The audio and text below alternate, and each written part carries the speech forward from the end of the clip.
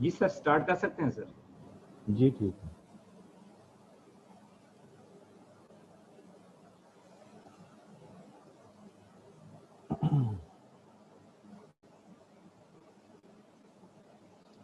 बिस्मिल्लाहिर्रहमानिर्रहीम। Welcome to second lecture. कल हम लोगों ने कुछ इंट्रोडक्टरी चीज़ों पर डिस्कशन की थी, जो कि मैंने आपको बताया था कि इकोनॉमिक्स को समझने के लिए बहुत ज़रूरी हैं। तो मेरा ख्याल है कि वो चीज़ें आपको समझ आ गई होगी, जिसमें मैंने कांस्टेंट पे डिस्कशन की थी, वेरिएबल आपको बताया था, फिर इंडिपेंडेंट डिपेंडेंट वेरिएबल बताया था, और देन फिर फंक्शन जो कि बहुत इंपॉर्टेंट चीज़ है उसके बारे में बात की थी। इंक्रीजिंग फंक्शन और डिक्रीजिंग फंक्शन पे बात की थी। तो ये सारी चीज़ों पे मेरा ख्याल है हम लोगों ने कल डिस्कशन की थी। तो एक चीज़ जो रह गई थी वो थी स्लोप। मैंने कहा था मैं कल आपसे स्लोप पे बात करूँगा। तो स्लोप पे बात करते हैं। स्लोप क्या है? ये वर्ड जो है वो बार बार यूज़ होगा इकोनॉमिक का मतलब ये है कि स्लोप दो चीज़ों को शो करता है। नंबर वन, ये शो करता है डायरेक्शन, और नंबर टू ये शो करता है स्टीपनेस और फ्लैटनेस ऑफ ए कर्व। तो स्टीपनेस और फ्लैटनेस ऑफ ए कर्व, ये दो चीज़ों को शो करता है, डायरेक्शन और steepness and flatness of the curve. तो अब इसमें दो चीज़ें हैं। पहली बात ये है कि डायरेक्शन का क्या मतलब है। डायरेक्शन का मतलब वही है जो कल हम लोगों ने पढ़ा था कि डायरेक्शन दो तरह की हो सकती हैं, या पॉजिटिव या नेगेटिव। ठीक है ना जी। इसका मतलब ये हुआ कि एक कर्व जो होगा या तो वो पॉजिटिवली स्लोप्ड होगा या वो नेगेटिवली स्लोप्ड होगा। तो पॉजिटिवली स्लोप मैंने कल बताया था आपको कि लेफ्ट टू राइट जो है वो अपवर्ड होगा, और नेगेटिवली स्लोप जो होगा वो लेफ्ट टू राइट डाउनवर्ड होगा। ये भी मैंने कल आपको बताया था कि कोई भी दुनिया का कर्व हो उसको आपने लेफ्ट से पढ़ना शुरू करना है और राइट की तरफ जाना है। लेफ्ट टू राइट या तो अपवर्ड होगा या फिर लेफ्ट टू राइट जो है वो डाउनवर्ड होगा।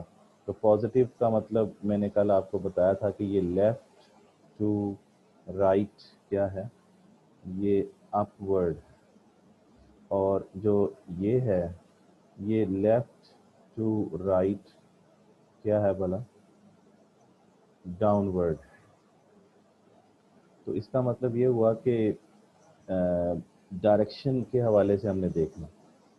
अच्छा, फिर ये जो दो चीज़ें हैं ये स्लोप बताएगी हमें, यानी स्लोप हमें बताएगी कि डायरेक्शन ऑफ द कर्व क्या है, और दूसरा वो बताएगी कि ये स्टीपनेस है या फ्लैटनेस है। अब इसमें अगली चीज़ ये समझने वाली है कि स्टीपनेस और फ्लैटनेस का क्या मतलब है। स्टीपनेस का मतलब ये है कि a curve has a tendency towards vertical. समझ रहे हैं? A curve has a tendency towards vertical. और फ्लैटनेस का मतलब ये है a curve has a tendency towards horizontal. यानी ये देखें ना, स्टीपनेस का मतलब हम ये ले रहे हैं, स्टीपर। स्टीपर का मतलब ये है, स्टीपर का मतलब ये है कि टेंडेंसी टूवर्ड्स वर्टिकल। ठीक है। और फ्लैटर का क्या मतलब है? फ्लैटर का मतलब है tendency towards horizontal, towards horizontal. समझ गए ना? यानी वर्टिकल का मतलब ये है कि वाई एक्सिस की तरफ होना, वाई एक्सिस की तरफ, वाई एक्सिस की तरफ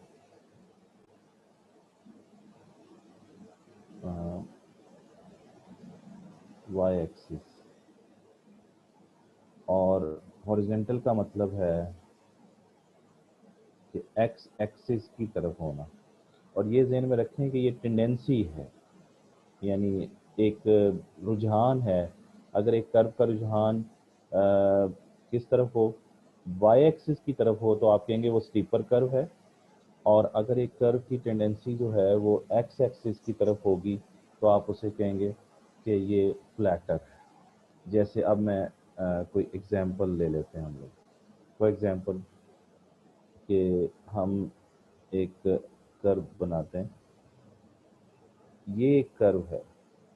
अब ये वाई एक्सिस है, ठीक है ना जी, और ये क्या है, ये एक्स एक्सिस है। अब इसमें ये देखिए कि ये पहली बात तो ये कि ये हमें ये तय करना है कि इसकी डायरेक्शन क्या है। तो डायरेक्शन इसकी क्या है भला, पॉजिटिव, क्योंकि ये लेफ्ट टू राइट क्या है, ये पॉजिटिवली स्लोप्ड है। ठीक हो गया। और अगर हम एक और कर्व बनाएं, और ये फॉर एग्जांपल एक्स है, ये वाई है, और ये कर्व बनाए हम लोग, ये है लेफ्ट से राइट डाउनवर्ड, तो इसका मतलब ये हुआ कि ये नेगेटिवली स्लोप्ड है। तो ये डायरेक्शन वाला जो है ना इशू, ये पहला पॉइंट सॉल्व होता है कि ये वाला ये जो ए वाला ग्राफ है ये पॉजिटिव है, और जो बी वाला ग्राफ है वो नेगेटिव है। डायरेक्शन तो पता चल गई, क्योंकि फिर दोबारा से मैं बता दूं कि ये लेफ्ट टू राइट क्या है, ये अपवर्ड, और ये वाला क्या है, ये लेफ्ट टू राइट क्या है, ये डाउनवर्ड है। और ये इसलिए इसको हम कहते हैं पॉजिटिव स्लोप। और इस कर्व को क्या कहते हैं, इसको कहते हैं नेगेटिव स्लोप। चलें, ये एक मसला जो है वो हल हो गया कि डायरेक्शन हमने क्लियर कर ली। अब आना है कि स्लोप तो दो चीज़ें बताती है, एक डायरेक्शन बताती है, एक स्टीपनेस और फ्लैटनेस बताती है। अब हमने स्टीपनेस और फ्लैटनेस की बात करनी है। अगर हम ये पहला कर्व है, अगर मैं एक और बना दूं यहाँ पे, तो ये क्या है, ये भी पॉजिटिवली स्लोप्ड है। अगर मैं ये एक और बना दूं तो ये भी पॉजिटिवली स्लोप्ड है। देखें, ये तीनों curve, first second and third जो हैं, ये तीनों जो हैं ये पॉजिटिवली स्लोप्ड हैं, बिकॉज कि ये लेफ्ट टू राइट अपवर्ड है। इसी तरीके से अगर यहाँ देखें तो इधर भी हम एक कर्व बना देते हैं, ये भी ये फर्स्ट कह लें, इसको बल्कि फोर्थ कह लेते हैं, ठीक है, फोर्थ है, ये फिफ्थ है, और एक ये है, ये सिक्स है। तो कि इसका मतलब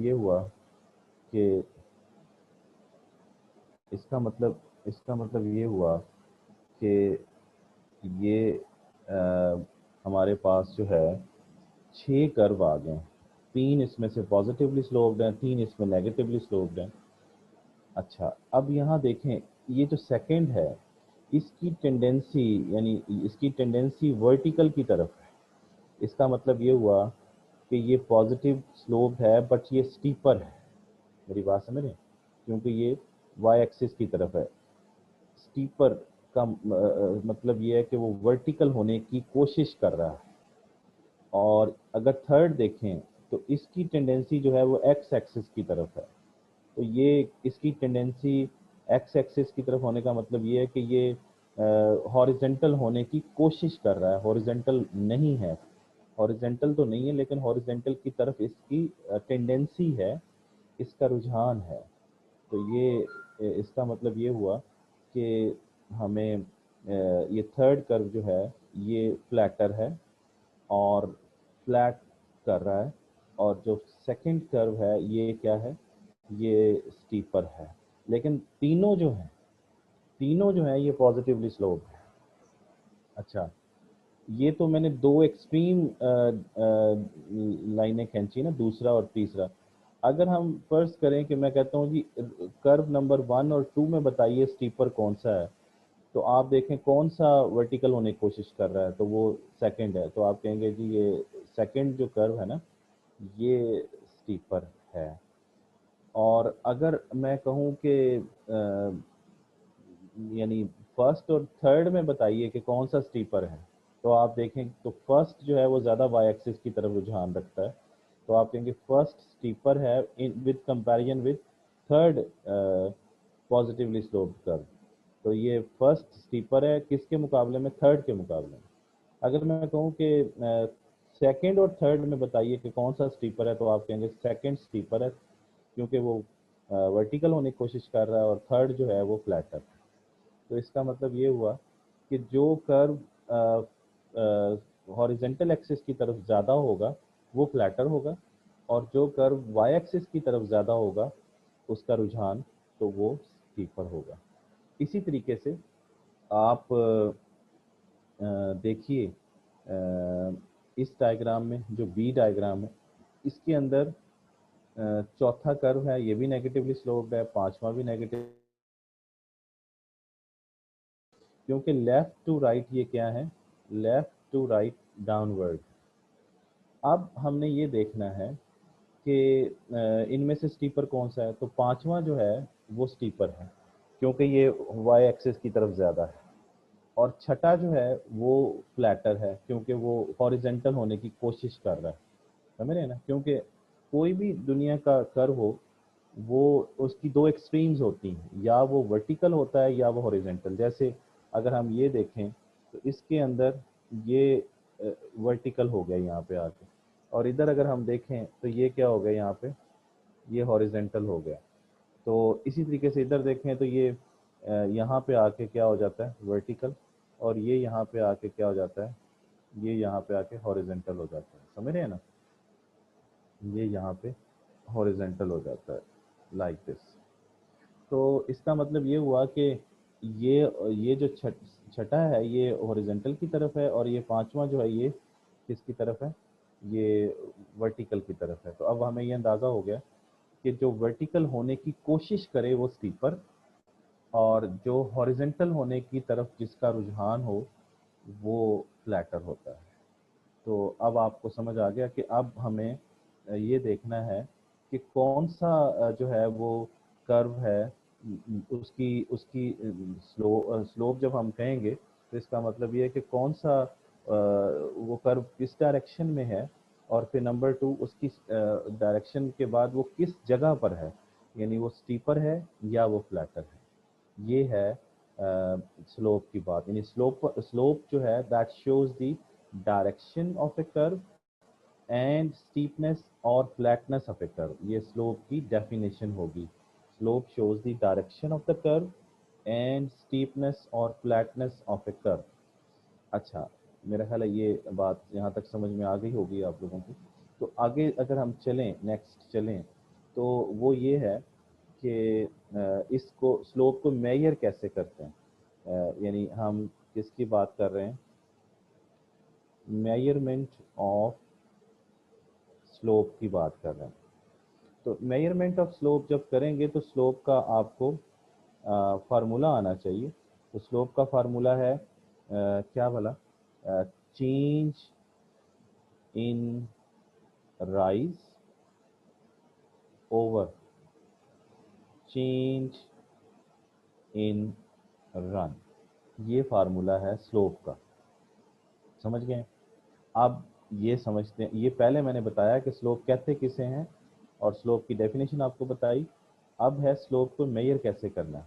जब आप स्लोप को मेजर करेंगे तो अब इसमें ये बात समझने वाली है कि ये डेल्टा है, चेंज जिसे कहते हैं डेल्टा इन राइज का मतलब है वाई एक्सिस, और divided by change in run. Run का मतलब है एक्स एक्सिस। समझ गए? तो ये आपके पास बात हो गई। इसका मतलब ये हुआ कि जब हम स्लोप की बात करेंगे तो क्या होगा? यहाँ पर फॉर एग्जांपल ये मैं एक लाइन खींचता हूँ और मैं आपसे कहता हूँ ये y है और ये x है। तो ये वाला जो पोर्शन है सारा यहाँ से लेके यहाँ तक, इसको हम राइज कहेंगे, और ये वाला जो सारा पोर्शन है इसको हम रन कहेंगे। समझ गए बात? ये रन है, एक्स एक्सिस जैसे मैंने अभी आपको बताया, और ये राइज। तो चेंज, ये जो डेल्टा है, डेल्टा कैसे मेजर करते हैं? डेल्टा, तो डेल्टा मेजर करने का क्या फार्मूला है? वो है new value minus old value. समझ गए? New value minus old value. तो ये आपके सामने है, जैसे मैंने कल भी आपको बताया था कि डेल्टा कैसे मेजर करते हैं। मैंने वेट की एग्जांपल दी थी आपको। तो मैंने कहा था फर्स्ट करें कि मेरा अब वेट जो है वो 100 केजी है और मेरा जो ओल्ड वेट था वो 80 केजी है, तो चेंज इन वेट कितना आ जाएगा? 20। ये ज़हन में रखना है कि जो ये ज़हन में रखना है आप लोगों ने कि में से ओल्ड वैल्यू माइनस करनी है। समझ गए?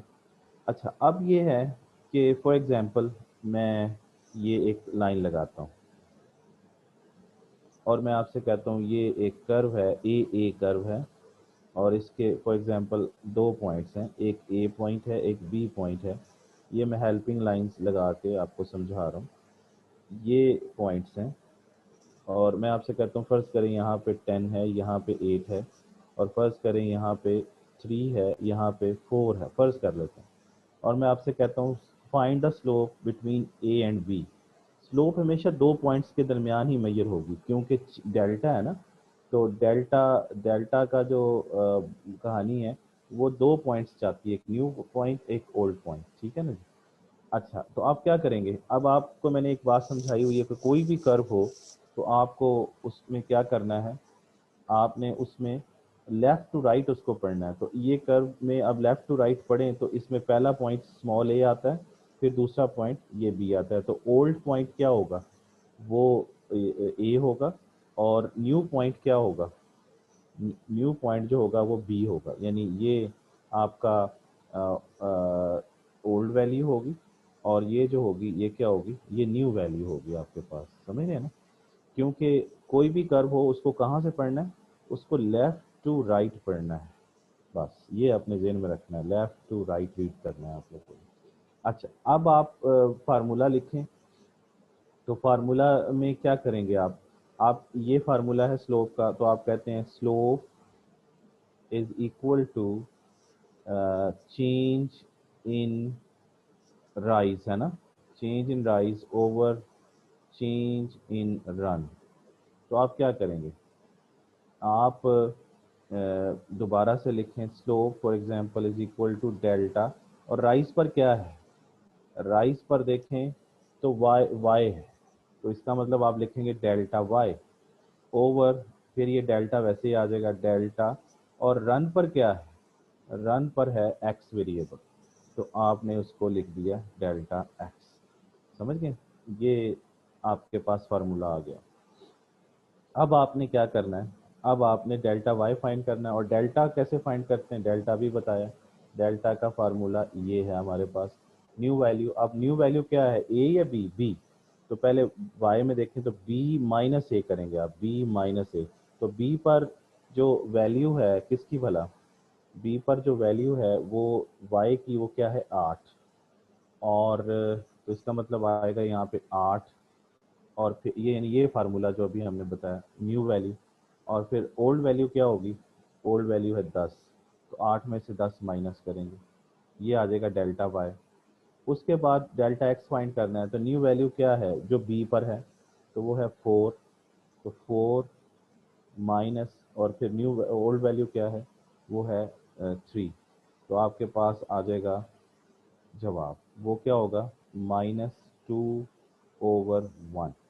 तो इसका मतलब ये हुआ कि हमारे पास जो स्लोप आई है इस कर्व की बिटवीन ए, ये स्लोप आई है बिटवीन ए टू बी, यानी we have found slope between A and B, A to B.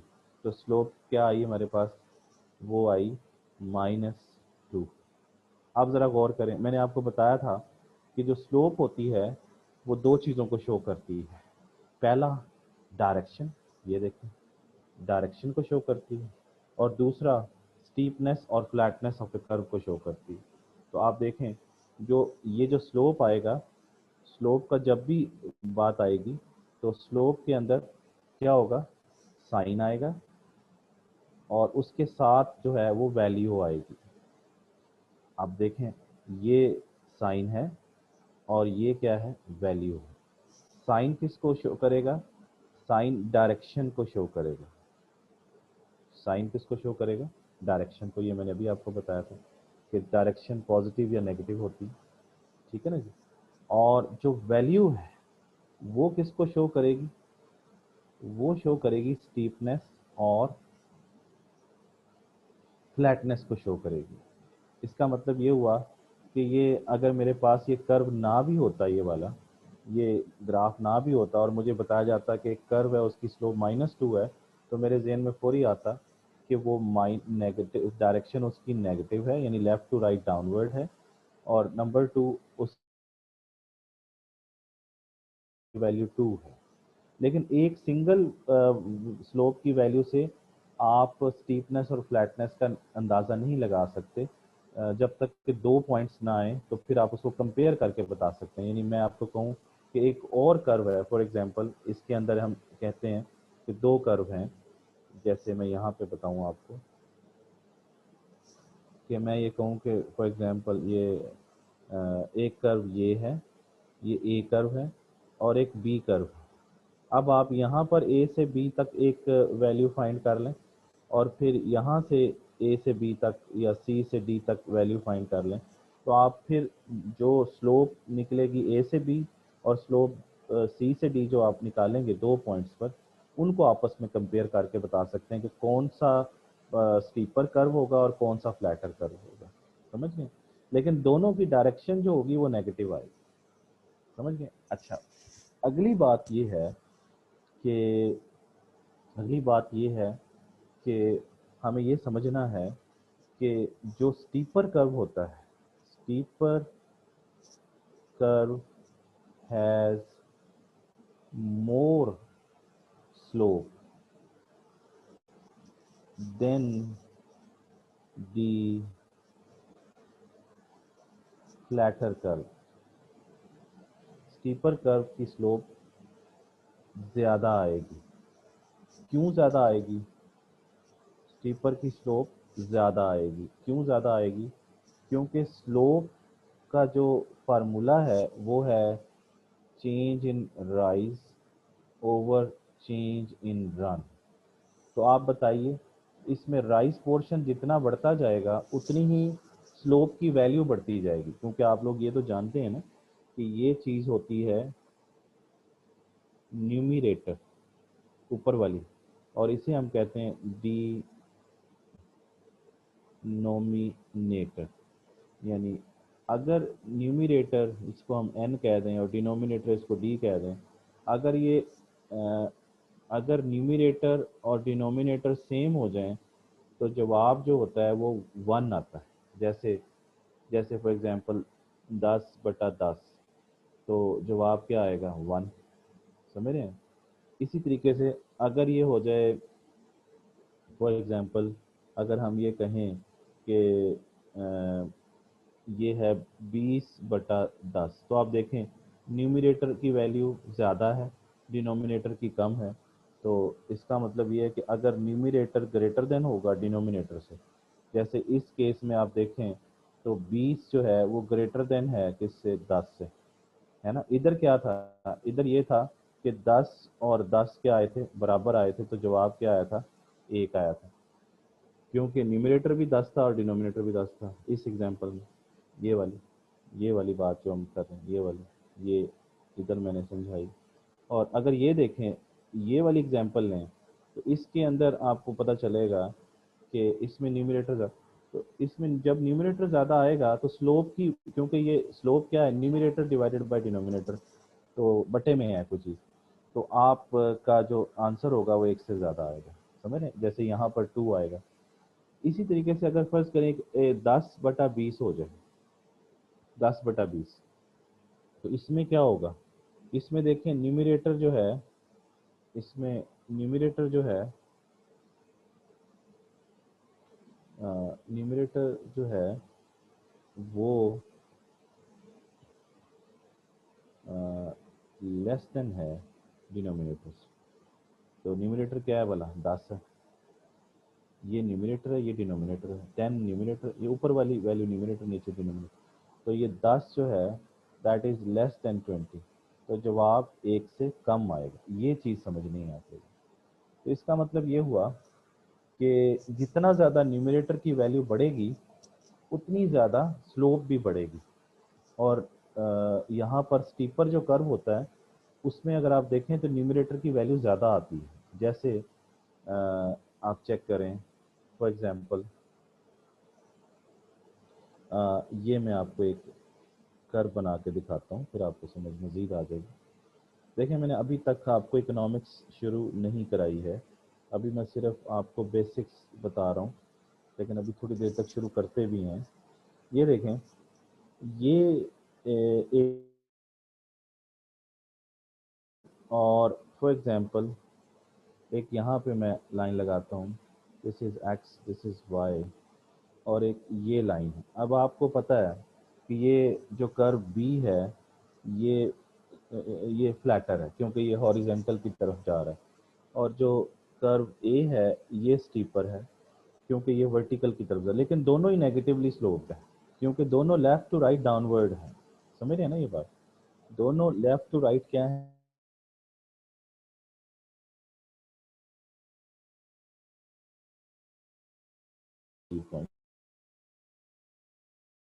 तो आपको नजर आएगा कि इधर जो डिस्टेंस है, इधर जो अपना चेंज आया है वो सिर्फ इतना आया है ये। और इधर अगर देखें आप तो आपको पता चलेगा कि इधर जो डेल्टा है वो ये है, इतना बड़ा डेल्टा है। ये डेल्टा यहाँ से यहाँ तक है, ये डेल्टा है। और इधर जो डेल्टा है वो ये वाला। तो इसका मतलब ऊपर जब हम इसकी स्लोप फाइंड करेंगे ए से बी, तो हमारा फार्मूला है change in Y over change in X, है ना? तो आपका ये वाला जो डेल्टा होगा, डेल्टा यानी वाई, वो इतना होगा, और जो डेल्टा एक्स होगा वो छोटा होगा। तो ऑटोमेटिकली वैल्यू ज़्यादा आएगी, स्लोप बढ़ जाएगी, इसलिए स्टीपर कर्व की स्लोप ज़्यादा होती है। लेकिन अगर आप इधर 2 पॉइंट्स उतनी डिस्टेंस पे ले लें, ये देखें ए और बी, ठीक है ना जी, तो आपको नज़र आएगा कि ये देखें क्या होगा। ये देखें ज़रा, ये देखें इधर डेल्टा ज़्यादा आ रहा है और इधर डेल्टा छोटा आ रहा है। और जब हम स्लोप के फार्मूले में लिखेंगे तो ये राइज वाला डेल्टा ऊपर आता है, रन वाला डेल्टा नीचे आता है। तो इसका मतलब ये, क्योंकि ये देखें ना, rise, change in rise over change in run, ये स्लोप का फार्मूला। तो ये आएगा delta Y over delta X. तो इधर डेल्टा बड़ा आएगा। और जब नीचे वैल्यू ज़्यादा हो जाती है डिनोमिनेटर की तो वैल्यू कम आती है। देखें जब जब भी डिनोमिनेटर की वैल्यू ज़्यादा होगी ना, ये जैसे ये वाली बात हमने यहाँ पे की हुई है, तो आपको पता चलेगा कि उसकी वैल्यू कम आएगी। जैसे यहाँ पर 1 से कम आ रही, तो इसी तरीके से। लेकिन जब यहाँ पे आप होंगे इस जगह पे, तो इस जगह पे देखें तो न्यूमिनेटर जो है वो डिनोमिनेटर से बड़ा है इस जगह पर। और इस जगह पर क्या है? इस जगह पर डिनोमिनेटर जो है वो न्यूमिनेटर से बड़ा है। तो इसकी वैल्यू कम आएगी, इसकी वैल्यू ज़्यादा आएगी। समझ गए? ये एग्जाम्पल से भी आप लोग इस बात को समझ सकते हैं। तो चलें जी, ये अभी तक जो हमने डिस्कशन की है वो स्लोप की है। तो स्लोप मेरा ख्याल है आपको समझ आ गया होगा। लेकिन अब इसकी एक दो चीज़ें और मैं आपको बता दूं कि स्लोप को जो है वो हम इकोनॉमिक्स की ज़ुबान में मार्जिनल कहते हैं। क्या कहते हैं? मार्जिनल। Slope marginal. इसी तरीके से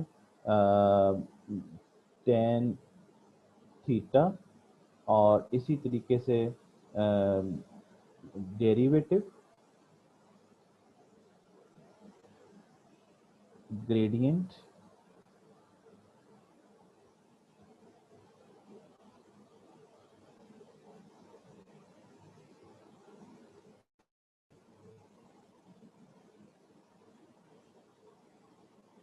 ग्रेडियंट, ये सारा एक ही चीज़ है, ये सारा एक ही चीज़ है। स्लोप कह लीजिए, मार्जिनल कह लीजिए, टेन थीटा कह लीजिए, डेरिवेटिव कह लीजिए,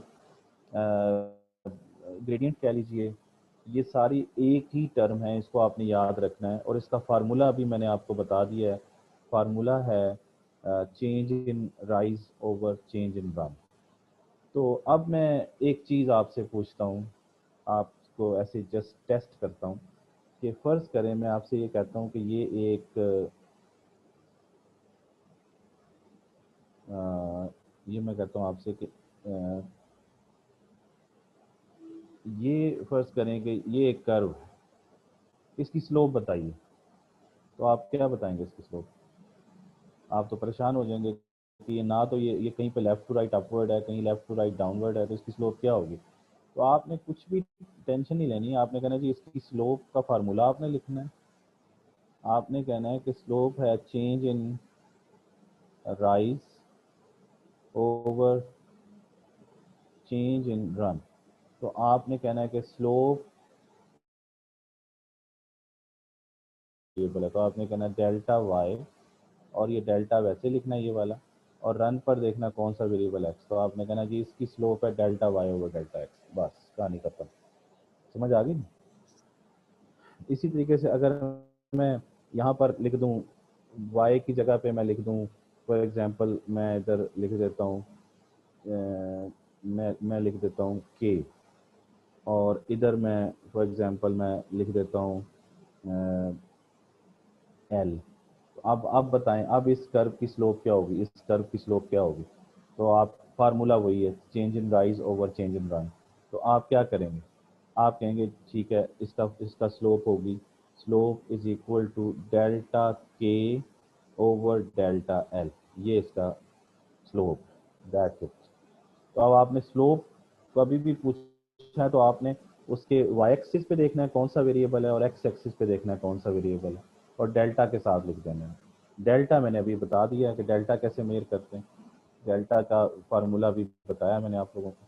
तो डेल्टा का ये फार्मूला है, ये आपके सामने, new value minus old value.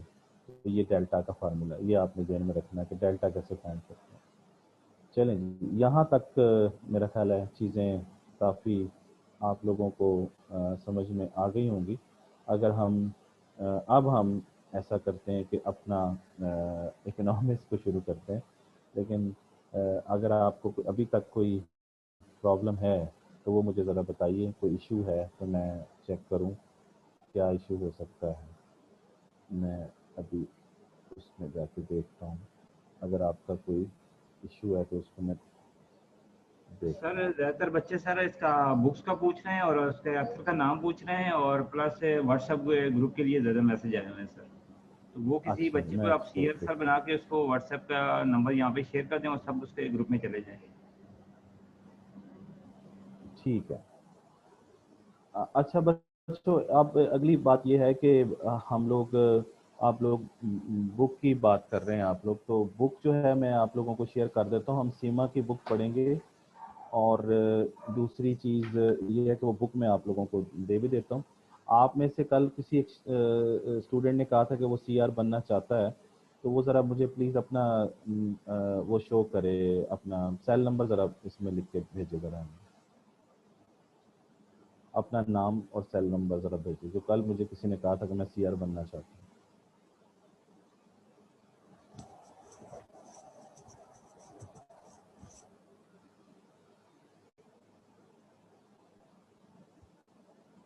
Ji please बताइए कौन सीआर बनना चाहता है। सर 2-3 बच्चों ने नाम लिखे हैं, जी तो आपके चैट में आपके आंसर क्वेश्चन में आ रहे हैं एंड पे सर, वो चेक कर लें। जिसको सर बनाना चाहते हैं उसका नंबर अपने पास यहाँ लिख दें सामने, तो सब बच्चे उसको मैसेज करेंगे तो वो उनको ग्रुप में ऐड कर लेगा, और जो भी आपका मटेरियल होगा आप उस ग्रुप में डाल दीजिएगा, तो सर वो उनको मिलता रहेगा। जी।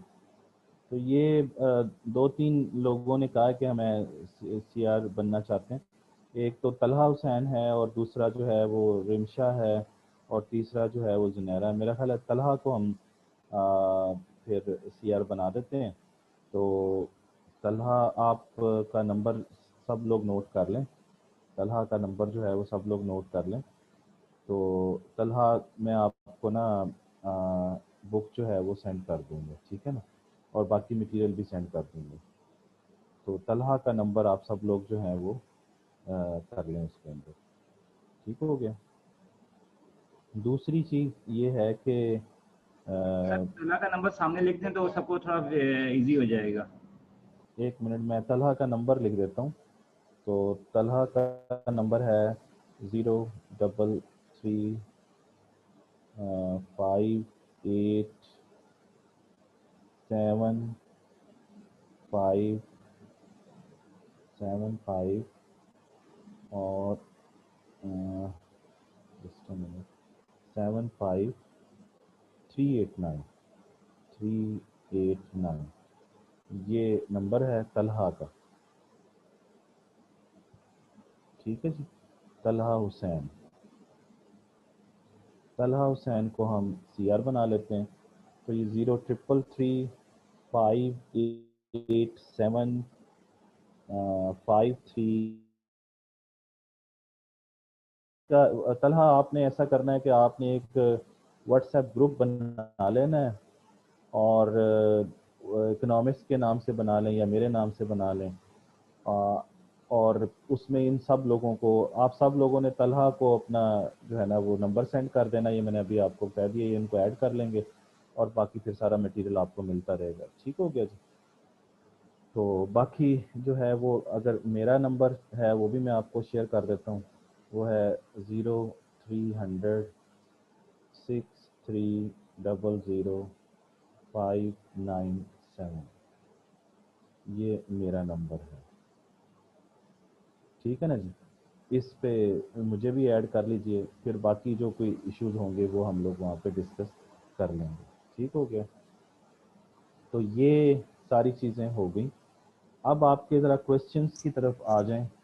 तो क्वेश्चंस अभी तक जो है जो हमने टॉपिक कंप्लीट किया उस पर हम क्वेश्चन देखते हैं कि कोई आपके जो है प्रॉब्लम, इसमें ज़्यादातर तो बुक से रेलिवेंट ही है। अच्छा जी, इसमें ये है कि ये इन्होंने कहा कि एक दफ़ा रिपीट कर दें, तो वो आप वीडियो दोबारा सुन लीजिएगा, उसमें रिपीट जितनी दफ़ा मर्जी कीजिएगा। तो डेल्टा, ये क्वेश्चन था कि जस्ट अ मिनट कि डेल्टा जो है क्या नेगेटिव हो सकता है। तो हो सकता है, डेल्टा की वैल्यू कुछ भी आ सकती है, क्योंकि new value minus old value भी मैंने जो करके दिखाया था उसमें वैल्यू नेगेटिव ही आई थी, ठीक है ना जी। तो delta nu value minus old value जो भी होगा वो जवाब आ जाएगा आपके सामने, ठीक है ना जी। और मेरा ख्याल है कोई आपका ये नंबर शंबर ही आ रहे हैं, बाकी कुछ और नहीं चाहिए, ठीक है। ये आप लोग सब ने जो अपने नंबर दिए हैं ये आप लोग तलहा को सेंड कर दें ये नंबर सारे, ठीक है ना जी। और अगर एक मेरा ख्याल है कि GR भी बना लें CR के साथ साथ तो ज़्यादा बेहतर है, क्योंकि अगर कुछ फीमेल्स अगर अपना नंबर नहीं देना चाहती तो वो GR भी बना लेते हैं। और उसमें मेरा ख्याल है कि GR भी एक ग्रुप बना लें।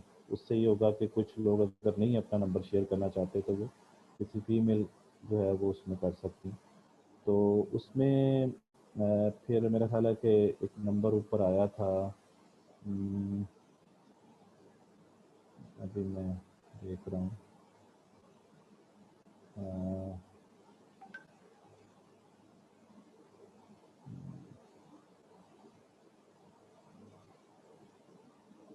फीमेल में से बताएं जी ज़रा दोबारा, जल्दी जल्दी, थोड़ा टाइम ज़ाया हो रहा है। कोई GR बनना चाहे तो वो अपना ज़रा नंबर यहाँ पे शेयर करे, तो बाकी फीमेल उनको खुद ही, हाँ ये आ गया नंबर। ये है just a minute, Junaira, Junaira Anwar जो है वो उनको GR बना देते हैं। तो वो नंबर आप जुनैरा का देख लें, 033531644 और 69। ये नंबर है 033531644 69। तो ये जुनैरा है। जुनैरा आप बच्चे जीआर बन गई हैं। अब आपने ना फीमेल्स जो आपसे रब्ता करें उनका ग्रुप लहदा बना लेना है, मेल का जो है वो लहदा बना लेना है, ताकि कोई अगर नहीं कंबाइंड ग्रुप में आना चाहता तो उसमें आ जाए। ठीक हो गया। हम दोनों में आपने मुझे ऐड कर लेना है, मैंने अपना नंबर आपको शो कर दिया। ठीक हो गया। तो ये है जी स्टोरी। अब चलते हैं आगे। ये जीआर का नंबर आ गया हमारे पास, और फिर ये हमारे पास जीआर का नंबर, ये मेरा नंबर है। इस पे भी आप मेरे से भी अगर कोई इश्यूज हो, कोई भी प्रॉब्लम हो, you can talk to me, तो डिस्कस कर सकते हैं हम लोग। अब हम, मेरा ख्याल है कि आगे चलते हैं। अब हम इकोनॉमिक्स को शुरू कर लेते हैं। तो इकोनॉमिक्स के अंदर अब मैंने आपको बताया था कि इकोनॉमिक्स के अंदर दो पिलर्स होते हैं। पहला पिलर है डिमांड का पिलर, और दूसरा पिलर जो है वो है सप्लाई का पिलर। यानी दो पिलर्स बड़े इंपॉर्टेंट हैं इकोनॉमिक्स के अंदर, और ख़ास तौर पर माइक्रो इकोनॉमिक्स के अंदर, मैक्रो इकोनॉमिक्स, वो है डिमांड और दूसरा क्या है, सप्लाई। अगर आप ये दो पिलर समझ जाते हैं तो आप समझें कि इकोनॉमिक्स समझ आ जाती है आप लोग। और मैं आपको एक बात बताऊं, इकोनॉमिक्स जो है वो कोई मुश्किल पेपर नहीं है। इकोनॉमिक्स जो है वो एक कॉमन सेंस है। अगर अगर हमारे अंदर कॉमन सेंस हो तो हमें इकोनॉमिक्स समझना मुश्किल नहीं है बिल्कुल भी। देखिए, लो आप तो इकोनॉमिक्स पढ़ रहे हैं ना, but people are doing economics, people are doing economics. Even के वो पढ़े लिखे लोग भी नहीं है, but they are doing economics.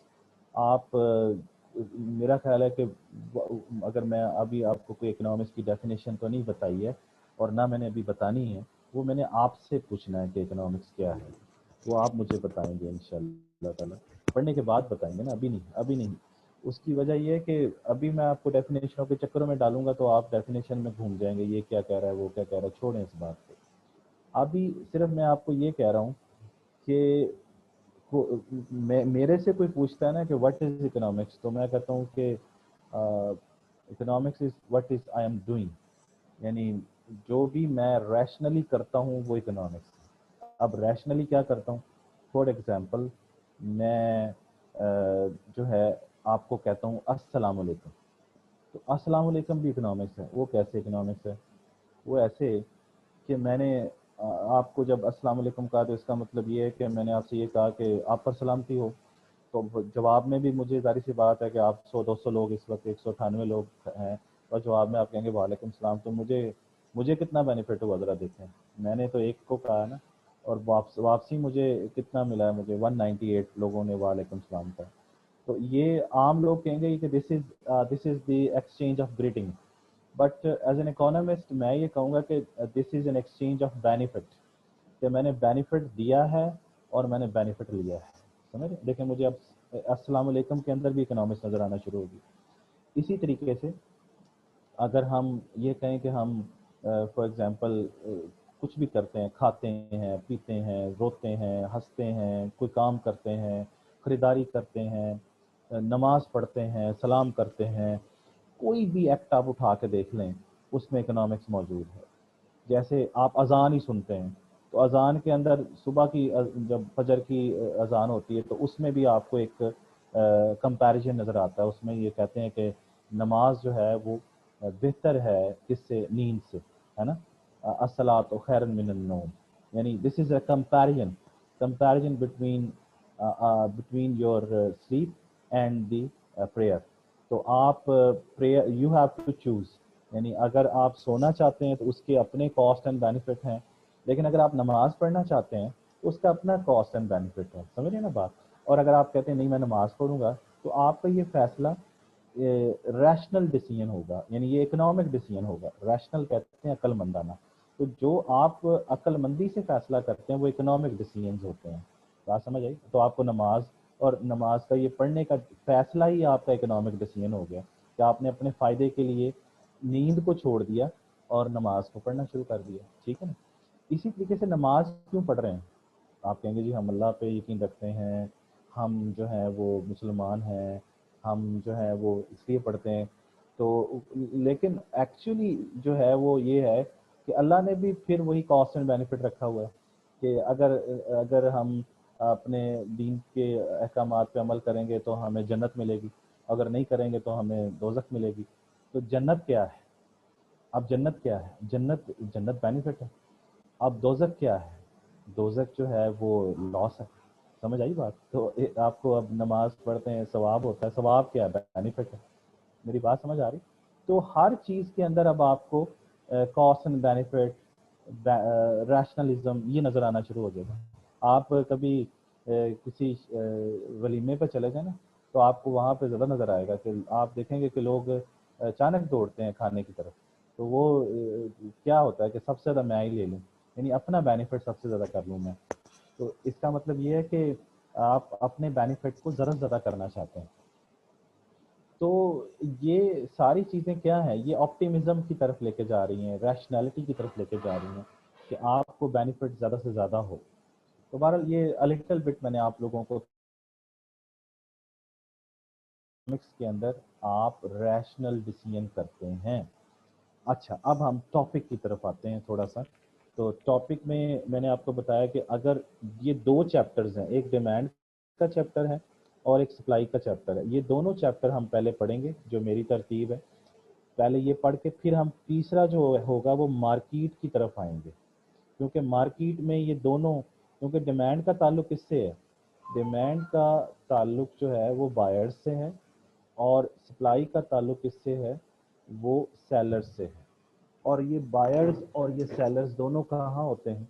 ये बायर्स और सेलर्स दोनों मार्केट में होते हैं। लेकिन अभी मार्केट पे डिस्कशन नहीं करते। अभी फ़िलहाल मैं पहला चैप्टर जो शुरू कर रहा हूँ वो डिमांड से शुरू कर रहा हूँ, समझ गए? अच्छा, तो मार्केट के अंदर मैंने अभी बताया कि इसमें बायर्स भी होते हैं और सेलर्स भी होते हैं। तो हम तरतीब से चलेंगे। एक ऐसे मुहावरा है कि एक तोते को भी अगर आप डिमांड एंड सप्लाई सिखा देते हैं तो वो इकोनॉमिस्ट है। तो इसका मतलब ये है कि अगर मैं डिमांड एंड सप्लाई आपको पढ़ा गया और आप उसको समझ गए तो समझेंगे आपके लिए कोई मसला नहीं। ये मैं आपको बता दूं कि this is not a tough paper. ये सिर्फ कॉमन सेंस है। जो आप करते हैं मैं आपको बताऊं, ये जो आप देखते हैं वो सारा कुछ इसके अंदर है। आप पढ़ेंगे, आप कहेंगे ये तो हमें पहले से पता है, ये तो हमें पहले से पता है। इसलिए पता है कि आप इकोनॉमिक्स कर रहे हैं, यू आर डूइंग इकोनॉमिक्स। लेकिन अब आप उसकी टर्मिनोलॉजी पढ़ लेंगे तो बाकी चीज़ें कुछ भी नहीं है। तो ये आसानी से आप इस पेपर को क्लियर कर सकते हैं, कोई इतना प्रॉब्लम नहीं होगा इंशाल्लाह ताला। तो अब थोड़ा सा इसको अब शुरू करते हैं। तो पहला जो टर्म है मैंने आपको बताई वो क्या है? डिमांड है। डिमांड का क्या मतलब है? डिमांड की क्या डेफिनेशन है? तो डिमांड की डेफिनेशन ये है कि demand is a desire which is supported by purchasing power. इसका मतलब क्या हुआ कि demand is a desire which is supported by purchasing power, which is supported by purchasing power. अच्छा, ये जो इकोनॉमिक्स की टर्म्स होती हैं ना, इसके अंदर थोड़ा सा ये ज़हन में रखना है कि आम लोगों से उसकी थोड़ी सी डेफिनेशन डिफरेंट ही होती है। तो मैं कहूँ जी मुझे डिमांड को उर्दू में वैसे तलब कहते हैं, तो मैं कहूँ मुझे पानी पानी की तलब है, तो इकोनॉमिक्स में इसका मतलब ये नहीं होगा। इकोनॉमिक्स में डिमांड के लिए एक प्रॉपर डेफिनेशन है और वो डेफिनेशन में आप ज़रा देखें। एक बात तो पता चल रही है कि डिमांड एक डिज़ायर है और दूसरी बात इससे पता चल रहा है कि ये सपोर्टेड बाय परचेजिंग पावर है। तो ये दो चीज़ों के ऊपर बात हो रही है यहाँ पे, दो चीज़ों के ऊपर। एक क्या बात हो रही है कि डिज़ायर है और दूसरी क्या बात हो रही है? Purchasing power. तो ज़रा देखें। अब इससे ये पता चला कि दो कंडीशंस पूरी होनी चाहिए। पहला, डिज़ायर का मतलब ये है कि आप चाहते हो, willingness to purchase. Willingness to purchase का मतलब ये है डिज़ायर, आप चाहते हैं। You want to purchase something, ये विलिंगनेस का मतलब होता है रजामंदी, आपकी ख्वाहिश है। लेकिन सिर्फ ख्वाहिश को डिमांड नहीं कहते इकोनॉमिक्स में, उसके लिए आपको दो कंडीशंस का पूरा होना ज़रूरी है। दूसरी कंडीशन क्या है? दूसरी कंडीशन है पावर टू परचेज, है ना, परचेजिंग पावर जिसे हमने कहा था, पावर टू परचेज। तो power to purchase means purchasing power, है ना, परचेजिंग पावर।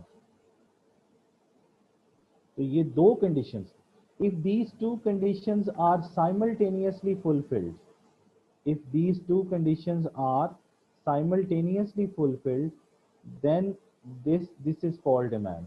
अगर इनमें से एक कंडीशन भी पूरी ना हुई, अगर इनमें से एक कंडीशन भी पूरी ना हुई तो उसको डिमांड नहीं कहेंगे। जैसे फॉर एग्जांपल मैं कहूँगा कि मैं शिप खरीदना चाहता हूँ, तो शिप खरीदने की मेरी डिज़ायर है, लेकिन क्या मेरे पास उसको खरीदने के पैसे हैं, मेरे पास उसको खरीदने के परचेजिंग पावर है? अगर नहीं है तो फिर वो डिमांड नहीं है, वो सिर्फ डिजायर है।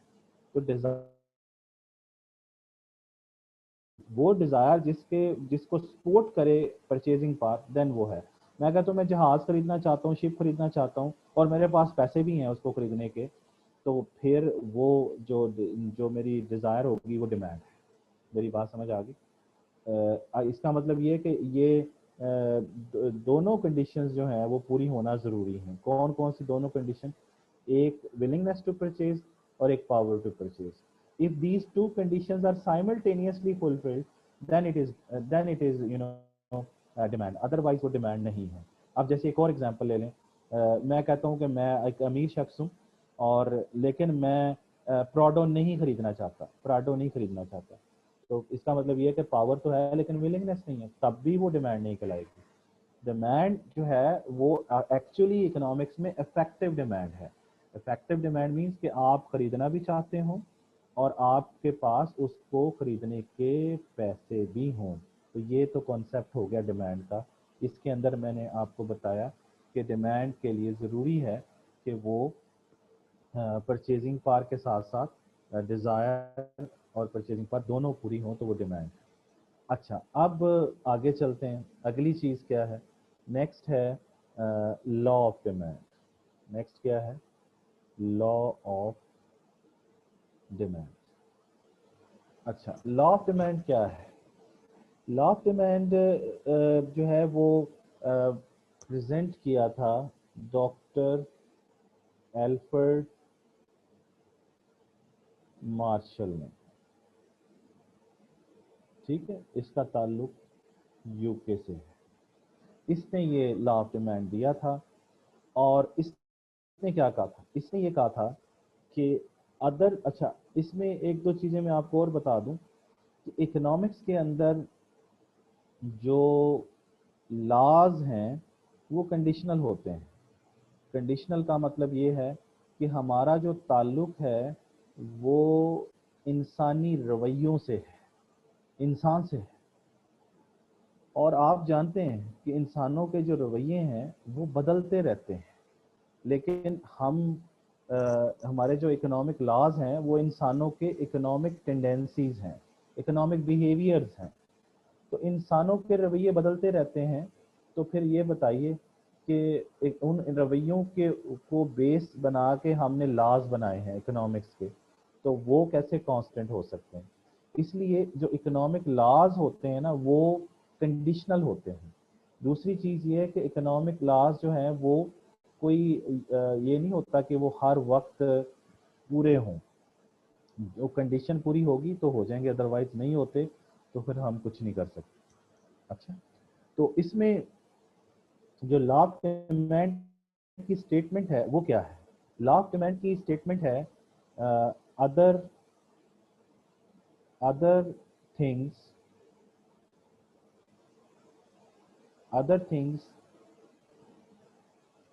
remaining the same if the price of commodity if the price of the commodity increases, if the price of the commodity increases, quantity demand decreases, and if the price of commodity decreases, quantity demand increases। ये है statement of the law. मेरी बात समझ आ रही? यानी इसका मतलब ये है कि अगर ये वाली चीज़ है, इसको अगर हम छोड़ दें, इस वाली चीज़ को छोड़ दें, यहाँ से आगे पढ़ें कि अगर प्राइस किसी भी चीज़ की बढ़ती है तो उस चीज़ की डिमांड क्या हो जाएगी? गिर जाएगी, कम हो जाएगी। अब ये सबको पता है, आप बताएं, आपको नहीं पता? जिस चीज़ की कीमत बढ़ती है वो महंगी हो जाती है, तो क्या आप उसको ज़्यादा खरीदते हैं? आप उसको कम खरीदते हैं। तो ये बात लॉ ऑफ डिमांड है। देखें, मैंने यही कहा ना कि आपको चीज़ें सारी आती हैं, सिर्फ आपको ये लाज की शक्ल में उसको पढ़ना पड़ेगा, या कुछ कि आपको कोई चीज़ ऐसी हो जो आपको ना पता हो। आपको सारा चीज़ें पता हैं। अगर आप मार्केट में रहते हैं, अगर आप मार्केट में विजिट करते हैं, आप एक जो है आपके लिंक्स हैं, तो आपको ये चीज़ें बड़ी जल्दी समझ आ जाएंगी। इसी तरीके से अगर दूसरी बात है कि अगर price of the commodity decreases, price अगर कम हो जाए तो डिमांड क्या होगी? बढ़ जाएगी। जब चीज़ सस्ती हो जाएगी, प्राइस जब कम होगी तो चीज़ सस्ती हो जाएगी, तो फिर क्या होगा? फिर आप उसकी डिमांड बढ़ा देंगे। तो इसका मतलब ये हुआ कि प्राइस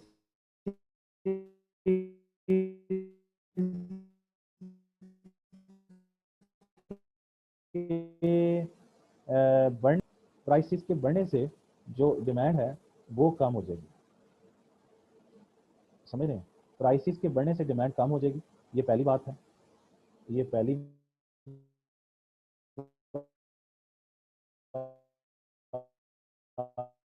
बात है। और दूसरी बात ये है, प्राइसेस के कम होने से क्वांटिटी डिमांड बढ़ जाएगी।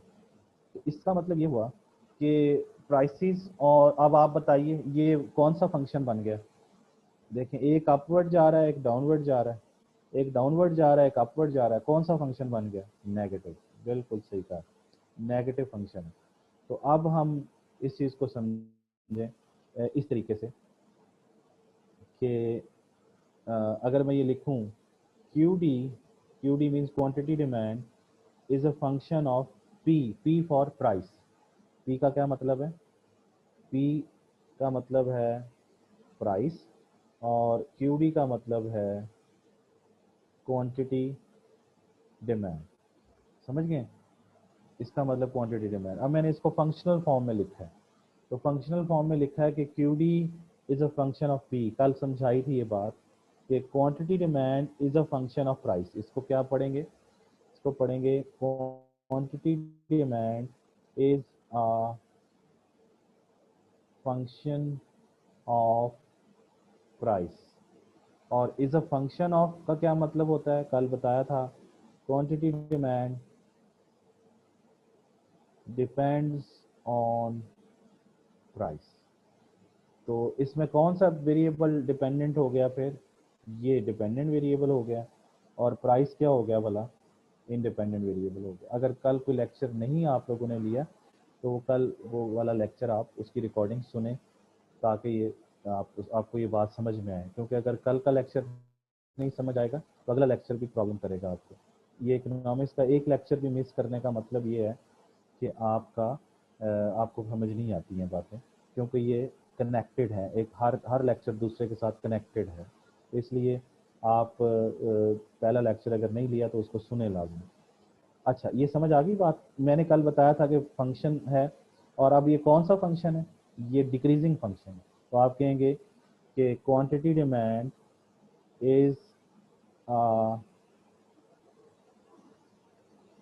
Decreasing function of price. समझ गए? और इसका मतलब क्या है? इसका मतलब ये है कि प्राइसेस के बढ़ने से डिमांड कम हो जाती है, और प्राइसेस के कम होने से जो डिमांड है वो बढ़ जाती है। This is negative, negatively related. अब आप मुझे बताएं, ये लॉ मुश्किल है? क्या मुश्किल है इसके अंदर कि अदर थिंग, अभी other thing remaining the same को भी छोड़ दें, यहाँ से शुरू कर लें, ये मैं अभी डिस्कस करता हूँ आपके साथ। अगर यहाँ से देखें तो यहाँ तक यही बात है ना, ये मैंने इसको वर्ड्स में लिखा है, ये मैंने नोटेशन में लिख दी, यही वाली बात, तो ये सारी सेम ही है यहाँ तक, ये वाली बात यहाँ से लेके ये सारी यही है ना, सारी ये सारी यही है कि प्राइस बढ़ेगी, डिमांड कम हो जाएगी। अच्छा, एक चीज़ जहाँ पे स्टूडेंट को प्रॉब्लम आता है, प्रॉब्लम ये आता है कि वो इकोनॉमिक्स के लोग जहाँ पे थोड़े से उनके लिए नंबर कटते हैं, वो ये कि वो डिपेंडेंट और इंडिपेंडेंट वेरिएबल को डिफ्रेंशिएट नहीं करते। वो कहते हैं ये तो प्राइस और डिमांड के रिलेशनशिप है, और बोलते हुए क्या करते हैं, प्राइस के बजाय पहले डिमांड बोल देते हैं। तो भाई इधर लिखना ऐसे ही है कि पहले डिपेंडेंट वेरी, जब फंक्शनल फॉर्म में लिखना है फिर तो ऐसे ही लिखना है, पहले डिपेंडेंट आएगा फिर इंडिपेंडेंट आएगा। लेकिन जब बोलना है तो आपने पहले इंडिपेंडेंट को चेंज करना है, क्योंकि इंडिपेंडेंट चेंज होगा तो डिपेंडेंट चेंज होगा ना। तो आपने कहना है कि प्राइसेस के ही कम होने से डिमांड बढ़ती है। समझ आई बात? ऐसा नहीं करना कि आप जो है वो स्टूडेंट क्या करते हैं, कहते हैं प्राइसेस के बढ़ने से डिमांड कम होती है, और फिर डिमांड के बढ़ने से ऐसे शुरू कर देते हैं। भाई डिमांड के बढ़ने से वो कहानी लहदा है, ये प्राइसेस का डिमांड पे इफेक्ट है, डिमांड का प्राइस पे इफेक्ट भी होता है, वो हम डिस्कस नहीं कर रहे। लॉ ऑफ डिमांड वो नहीं बताता। लॉ ऑफ डिमांड क्या बताता है? लॉ ऑफ डिमांड इम्पैक्ट बताता है। Impact of what? इम्पैक्ट बताता है किस चीज़ का? Impact of price on quantity demand, यानी impact of price on demand बताता है, ना के impact of demand on price बताता है। मेरी बात जरा गौर से सुने। Impact of price on demand बताता है law of demand, impact of demand on price नहीं बताता। वो भी होता है लेकिन वो लॉ ऑफ डिमांड में नहीं है, वो आगे चलकर आएगा, जब अगले लेक्चर्स में जाएंगे तब बात करेंगे। इसको समझिए ज़रा कि ये इसमें प्राइस का इम्पैक्ट जो है वो डिमांड के ऊपर जा रहा है। क्लियर होगी ये बात आप लोगों को? तो इसलिए जब भी फंक्शनल फॉर्म में लिखना है तो पहले डिपेंडेंट वेरिएबल आएगा फिर इंडिपेंडेंट वेरिएबल आएगा, लेकिन जब उसकी एक्सप्लेनेशन करनी है तो पहले इंडिपेंडेंट वेरिएबल चेंज करेंगे कि इसमें तब्दीली की वजह से इसमें तब्दीली आती है, और वो कैसे आती है वो ऊपर लिखी हुई है कि ये अगर चेंज होके बढ़ जाए तो ये क्या करेगी, डिमांड कम हो जाएगी, और अगर ये प्राइस कम हो जाए तो डिमांड क्या करेगी। तो इसलिए ये अपने आप को इस चीज़ पे कन्विंस करें कि this is the impact of price on demand rather than the impact of demand on price.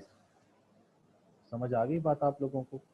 तो लेकिन ये चीज़ अपने दिमाग में रखें कि डिमांड ऑन प्राइस जो है वो भी होता है, लेकिन वो अभी हम नहीं पढ़ रहे, ना वो अभी हमारे अभी आया नहीं है, जब आएगा मैं बताऊंगा आपको। अच्छा, ये क्लियर होगी बातें? अच्छा, अब आ जाइए कि नेक्स्ट चीज़ वो ये है कि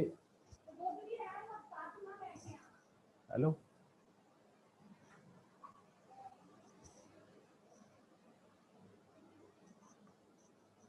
अच्छा जी, अब है other things remaining the same का क्या मतलब है?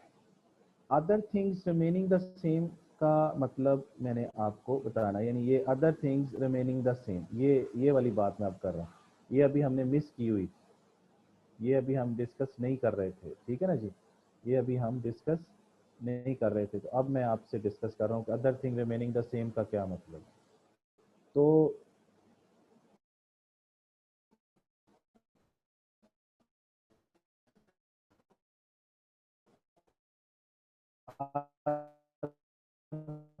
Other things remaining the same का मतलब है,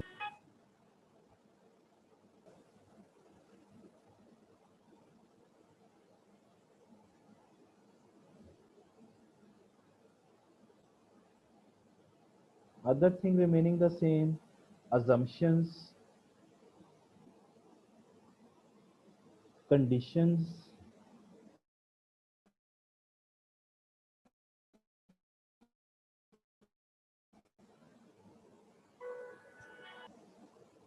ये कंडीशंस या सेट्रस पेरिबस, ये सारी एक ही चीज है, ये एक ही बात। इसका मतलब ये हुआ कि आप other things remaining the same कह लीजिए, अजम्पशन कह लीजिए, कंडीशंस कह लीजिए, या सेट्रस पेरिबस कह लीजिए, एक ही बात है। तो ये सेट्रस पेरिबस का मतलब other things remaining the same है या other factors remaining the same, एक ही बात है। सुने, बात ये है कि other things remaining the same या assumptions या सेट्रस पेरिबस का मतलब क्या है?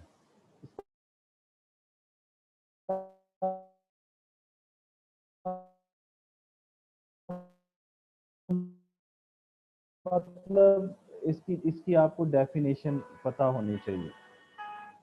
इसकी है कि assumption किसे कहते हैं? assumption which we hold constant in order to prove any law। अब इकोनॉमिक्स में जो भी लॉ आएगा उसके assumptions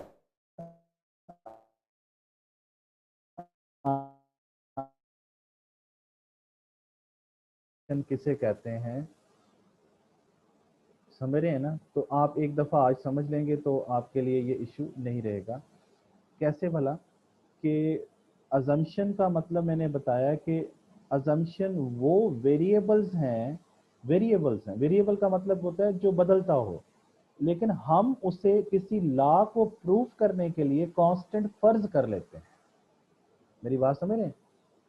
है वो वेरिएबल, बदलता है, चेंज होता है, लेकिन वो वेरिएबल जिनको हम लॉ को प्रूव करने के लिए कांस्टेंट फर्ज कर लेंगे वो अजम्पशन बन जाएंगे, कंडीशन कहलाएंगे, या उसको सेट्रस पेरिबस कहेंगे, या other things remaining the same कहेंगे, एक ही बात। जैसे फॉर एग्जांपल कि हम ये कहते हैं कि एक एक चीज़ है, वो है ए, वो बदलती है मीन्स कभी वो ऊपर जाती है, कभी वो नीचे जाती है, लेकिन हम ये कहते हैं कि वो उसको प्रूफ करने के लिए हम कहते हैं कि नहीं, ये कांस्टेंट रहेगी। कांस्टेंट के लिए हम ऊपर बार लगाते हैं ऐसे। तो इसका मतलब ये है कि ये क्या बन गया, ये सेट्रस पेरिबस हो गया। मेरी बात समझ आई? इस तरह मौसम है, वेदर, तो हम कहते हैं कि वेदर क्या है, बदलता है, लेकिन हम अगर लॉ के अंदर आ जाएंगे, किसी भी लॉ में फॉर एग्जांपल, तो हम कहते हैं मौसम नहीं बदलता, तो वो क्या बन जाएगा, उसे हम कहेंगे ये सेट्रस पेरिबस है, या अजम्पशन है, या कंडीशन है, या other things remaining the same. तो ये ज़हन में रखें कि जो जो जो अजम्पशंस होते हैं वो वेरिएबल होते हैं असल में, लेकिन हम लॉ के अंदर उनको कांस्टेंट फर्ज कर लेते हैं। समझ आ गई बात? तो कांस्टेंट का मतलब वो चेंज नहीं होता। तो अब इसका मतलब ये हुआ कि जब हम इधर बात, ये other factors remaining the same समझ आ गए ना आप लोगों को?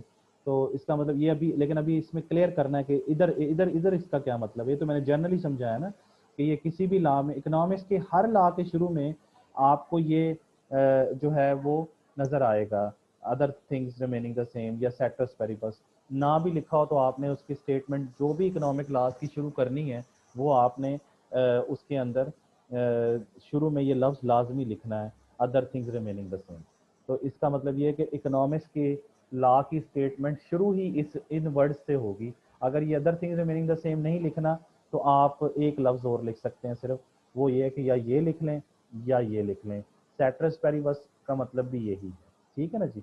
तो करना क्या है, अब ये हर लॉ के अजम्पशन जारी सी बात है अलग-अलग होंगे, तो वो हम लॉ ऑफ डिमांड पे भी डिस्कस करेंगे। लेकिन इससे पहले कि वो डिस्कस करें, मुझे आप ये बताइए कि लॉ ऑफ डिमांड की स्टेटमेंट समझ आई आपको कि प्राइसेस के बढ़ने से डिमांड कम होती है, प्राइसेस के कम होने से डिमांड जो है वो बढ़ जाती है, और ये नेगेटिव फंक्शन है, डिक्रीजिंग फंक्शन है। दूसरी चीज़ ये है कि अगर हम इसको फॉर एग्जांपल ये चीज़ हमारे जहन में आ गई तो हमें कोई रट्टा लगाने की ज़रूरत नहीं है, हम खुद भी यहाँ पे इसका डाटा जनरेट कर सकते हैं। जैसे मैं इधर पी लिख लूँ, इधर क्यू डी लिख लूँ, क्योंकि इसमें दो वेरिएबल हैं, प्राइस और क्यू डी। ये देखें, ये प्राइस है और ये क्यू डी है, दो वेरिएबल हैं। फिर ये प्राइस है और ये क्यू डी है।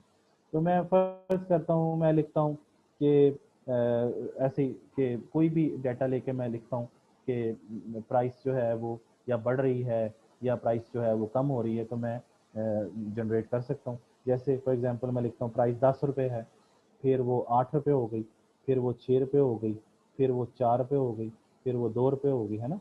तो प्राइस क्या हो रही है, कम हो रही है। और अब आप बताएं अकल की बात क्या है, प्राइस कम हो रही है तो डिमांड क्या करेगी, बढ़ेगी ना। हाँ बढ़ेगी, बिल्कुल बढ़ेगी। तो इसका मतलब ये है कि पहले 10 रुपये थी तो आप 5 चीज़ें खरीदते थे, अब वो 8 हो गई है तो आपने कितनी कर दी है, बढ़ाएंगे या कम कर देंगे। प्राइस कम होने से आप डिमांड ज़्यादा करेंगे या कम करेंगे, तो आप ज़्यादा करेंगे ना, 10 कर देंगे, फिर 15 कर देंगे फॉर एग्जांपल, ये फॉर एग्जांपल 20 कर देंगे, 25 कर देंगे, नोटिस कर लें। तो क्या मुश्किल है इसमें, मुझे बताइए। तो आपने खुद ही जनरेट कर लिया डाटा, क्योंकि ये नेगेटिव फंक्शन है, डिक्रीजिंग फंक्शन है। तो आप कहेंगे in this column, in this table there are two columns. In first column we have shown the prices, and the second column we have shown the quantity demand. If we are reading it from top to bottom, we can see the price is falling from 10 rupees to 8 rupees, and quantity demand is increasing from 5, जो भी इसका unit होगा, for example kilogram है तो ये demand आप for example अगर kilogram में लेके जा रहे हैं तो 5 किलोग्राम प्राइस। और ये प्राइस भी बता देंगे कि अगर पाकिस्तानी करेंसी में लिखें रुपीज़ के अंदर तो आपके if price has fallen from 8 to 6 rupees, the quantity demand has increase from 10 kilogram to 15 kilogram. तो क्या मुश्किल है इसके अंदर, ठीक है ना। तो आप एक एक प्राइस और एक एक डिमांड पे डिस्कशन कर सकते हैं, या फिर आप डायरेक्ट जनरली लिख सकते हैं कि price has decrease from 10 rupees to 2 rupees and quantity demand has increased from 5 kilogram to 25 kilogram. और आप मुझे बताइए ये नेगेटिव रिलेशनशिप है, इनवर्स रिलेशनशिप है, और इसका अगर आप ग्राफ बनाएंगे तो वो भी क्या होगा, वो लेफ्ट टू राइट क्या होगा, डाउनवर्ड होगा, नेगेटिवली स्लोप्ड होगा। तो ये ग्राफ आपने बनाना है इसका, ये मैं ऐसे जनरली बना देता हूँ आप लोगों को। तो ये इधर क्या करेंगे, अब हम यहाँ पे y और x एक्सिस नहीं लिखेंगे, हमें पता है कि ये y एक्सिस है, ये x एक्सिस है। अब हमें सिर्फ यहाँ पे अपना वेरिएबल लिखना है, और इधर ये करना है कि हमने इस जगह पे प्राइस लिखना है और इस जगह पे डिमांड लिखना है। ये हमें याद करना पड़ेगा कि प्राइस को हमने y एक्सिस पे लिखना है और डिमांड को हमने x एक्सिस पे लिखना है। और अब आपको कल मैंने डायग्राम बनाना सिखाया था, आपने उसी तरीके से इसको बनाना है। जब आप इसको बनाएंगे, मैं बना नहीं रहा, लेकिन जब आप इसको बनाएंगे तो आप देखेंगे कि इस तरीके से एक कर्व बन जाएगा नेगेटिवली स्लोप। जब वो बनेगा तो आपने इसको नाम देना है डी डी। डी डी का मतलब क्या होगा, डिमांड कर्व।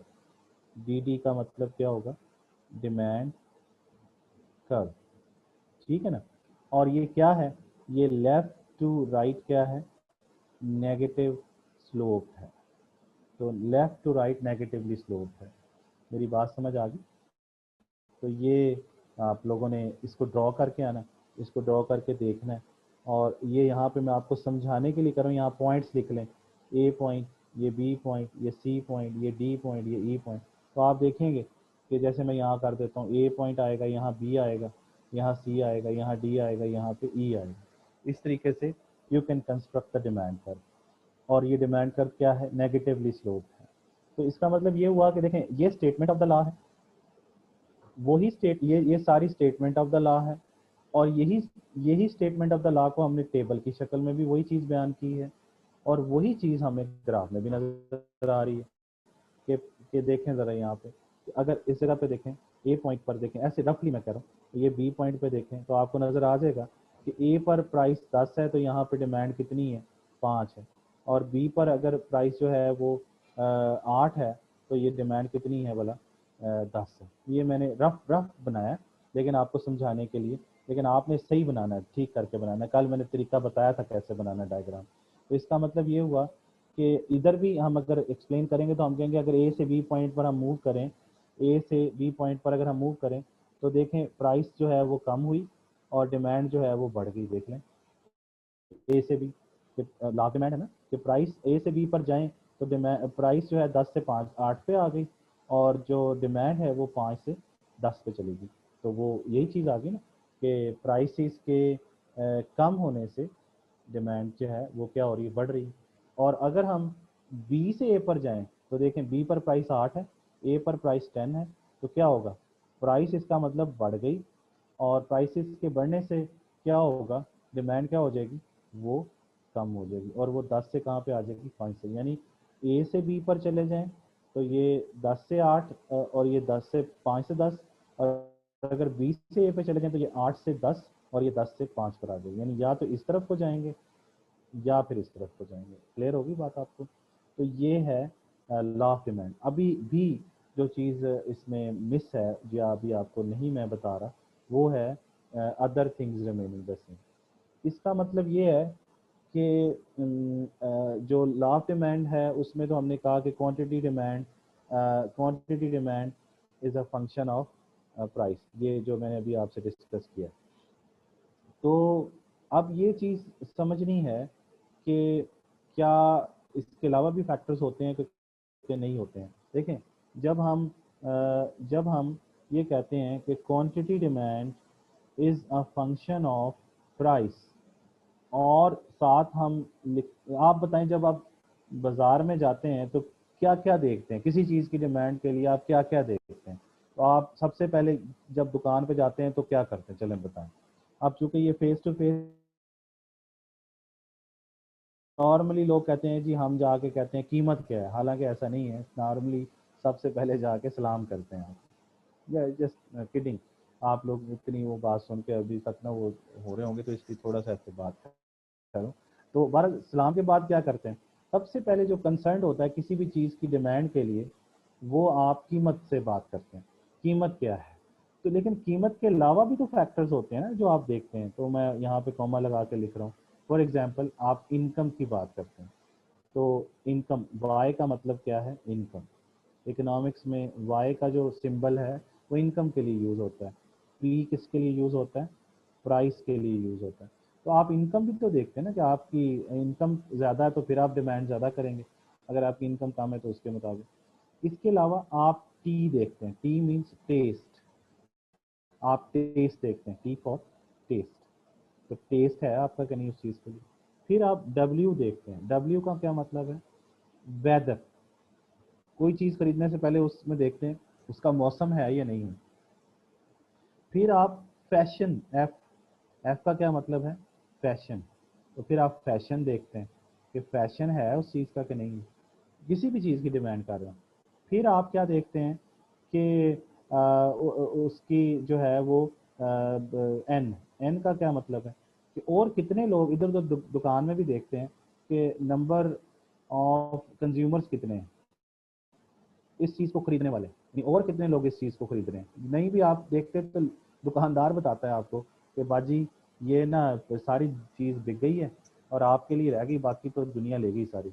या जनाब ये सूट जो है ये बस आखिरी पीस है, या ये जूती आखिरी है, दुनिया ले गई सारी। तो आप कहते हैं अच्छा दुनिया ले गई तो मैं भी ले जाता हूँ या मैं भी ले जाती हूँ। तो वो आपको आप प्राइस भी फिर नहीं देखते, फिर आप सिर्फ बंदे देख के ले लेते हैं कि सब ने लिया मैं भी ले लेता हूँ। समझ गए बात? इसी तरीके से और भी फैक्टर हो सकते हैं, जैसे आप ये प्राइस अगर फर्स्ट ये डिमांड फर्स्ट कर लें किसी ए चीज़ की है तो ये प्राइस उसी ए चीज़ की है, समझ रहे हैं ना? तो अब आप ये भी तो देख सकते हैं कि दूसरी चीज़ की प्राइसेस क्या है, इसे हम प्राइसेस ऑफ आर कहते हैं, पी आर। पी आर का क्या मतलब है, इसका मतलब है प्राइसेस ऑफ रिलेटेड गुड्स, कि इन जैसी और चीज़ों की कीमत भी तो देखेंगे ना, कि और कौन सी चीज़ें ऐसी हैं जो कि इस जैसी हैं और उनकी कीमत क्या है, तो फिर आप उसके मुताबिक डिसीजन करेंगे। इसी तरीके से आप फिर देखेंगे कि शाहरुख खान ने क्या कहा है, फिर आप ये देखेंगे कि कटरीना कैफ क्या कहती है, यानी एडवर्टीजमेंट, ए फॉर एडवर्टीजमेंट। ये मैं नीचे इसलिए लिख रहा हूँ कि आपको बाद में ये नोटेशन समझ नहीं आनी। तो एडवर्टीजमेंट जो है वो आप देखेंगे, नहीं समझ आई? तो एडवर्टीजमेंट भी आपकी डिमांड को अफेक्ट करती है। समझ गए ये सारी बातें? इसका मतलब ये है कि prices, income, taste, weather, fashion, number of consumers, prices of related goods, advertisement, और पता नहीं कौन कौन से फैक्टर होंगे जो किसी एक चीज़ की डिमांड को अफेक्ट करते हैं। मैंने ये डॉट्स लगा दिए हैं कि और भी बहुत सारे फैक्टर्स हो सकते हैं जो किसी चीज़ की डिमांड को अफेक्ट करते हैं। अब आपको समझ आ रही होगी कि जो यहाँ पर बात की गई थी कि other things remaining the same, या अदर थिंग्स नहीं तो other factors remaining the same, things या factors, other factors remaining the same. तो वो क्या मतलब है इसका? इसका मतलब ये है कि मार्शल जिसने ये ला दिया था, डॉक्टर एल्फ्रेड मार्शल, वो इस चीज़ को जानता है कि लॉ ऑफ डिमांड सिर्फ प्राइस से इफेक्ट नहीं होती है, और भी फैक्टर होते हैं जो कि डिमांड को इफेक्ट करता है। लेकिन वो कहता है कि ये अगर डिमांड एक ही और प्राइस एक ही है, तो यहाँ से लेके, यानी ये सारी चीज, ये यहाँ से लेके यहाँ तक, ये सारे क्या होंगे? ये अदर फैक्टर्स होंगे। समझ आई बात? इनको क्या कहेंगे? इनको कहेंगे अदर फैक्टर्स। और ये वही हैं जो यहाँ बात की थी, अदर थिंग्स या other factors remaining the same.